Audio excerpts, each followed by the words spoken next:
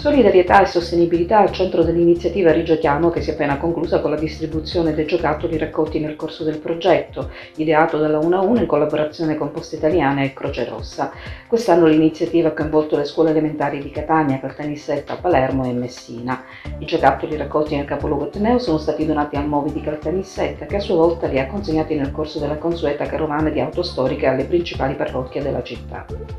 Inoltre, nel capoluogo nisseno sono stati raccolti più di 5.000 giocattoli, ancora in ottime condizioni, che invece di finire inutilizzati o tra rifiuti, sono stati recuperati, confezionati dai volontari della Croce Rossa in un migliaio di pacchetti e donati ad altri bambini in occasione della festa ospitata nella parrocchia di San Luca.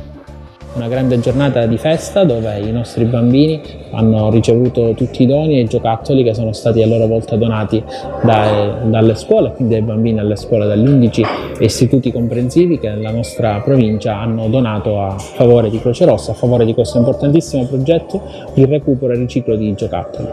Molti giocattoli peraltro erano anche nuovi, quindi sono stati molto contenti i bambini oggi di ricevere qualcosa di bello dalle Befane che sono intervenute oggi sia della Croce Rossa che della cooperativa Etnos. Un sentito ringraziamento agli organizzatori, alle miei referenti dello Sportello Inclusione Sociale Daniela Castro e del magazzino Giulia Di Mauro, che hanno fatto un ottimo lavoro, e a tutti i volontari che hanno lavorato e collaborato con noi per questo importantissimo progetto che sarà sicuramente riproposto negli anni a passare.